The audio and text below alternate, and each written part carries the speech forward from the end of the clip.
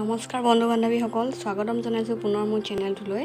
এতিয়া কালি এজনে মোক প্ৰশ্ন কৰিছিলে, যিটো অইল ইণ্ডিয়া লিমিটেডৰ টেণ্ডাৰ ওলাইছে, সেই টেণ্ডাৰটোত যদি আপুনি ৱেল্ডিঙৰ কাৰণে বা আৰু লগতে মাৰুতি চুজুকি দুইটাৰ কাৰণে এপ্লাই কৰিছে লগতে, তেতিয়াহ'লে কি আপোনাৰ নামটো ৰিজেক্ট হৈ যাব নেকি? তো সেইটো প্ৰশ্ন মোক সুধিছিলে। তো মই সেইটো আনচাৰ দিওঁ যে আপোনাৰ ৰিজেক্ট নহয়, আপুনি ৱেল্ডিঙৰটো কৰিব পাৰে আৰু মাৰুতি চুজুকি আৰু হণ্ডা কি গাড়ীৰ কাৰণে আছিলে টেণ্ডাৰ, দুইটা এপ্লাই কৰিব পাৰে।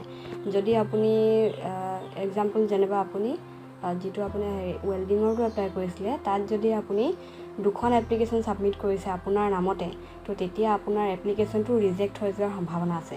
তো তেনেকুৱা যদি আপুনি কৰিছে দুখন, এবাৰ কৰাৰ পিছতো যদি আপুনি হোৱাৰ পিছতো যদি আকৌ এবাৰ আপুনি ছাবমিট কৰিছে, দুখন এপ্লিকেশ্যন ছাবমিট কৰিছে, তেতিয়াহ'লে সেইখন 9 তাৰিখ 7 মাহ 2021 আগত অৰ্থাৎ 9 তাৰিখৰ আগত সেইখন মানে আপুনি এপ্লিকেশ্যনখন উইথড্ৰ কৰি ল'ব কৈছে। তো আপুনি তাত উইথড্ৰ কৰি ল'ব পাৰে, অপশ্যন ওলাব, তাত গ'লে হয় আপুনি যিটো ৱেবছাইটত মই দিছিলোঁ আপোনাক লিংকটো কৰিছিলে, তো তাত গৈ আপুনি এপ্লিকেশ্যনখন উইথড্ৰ কৰি ল'ব।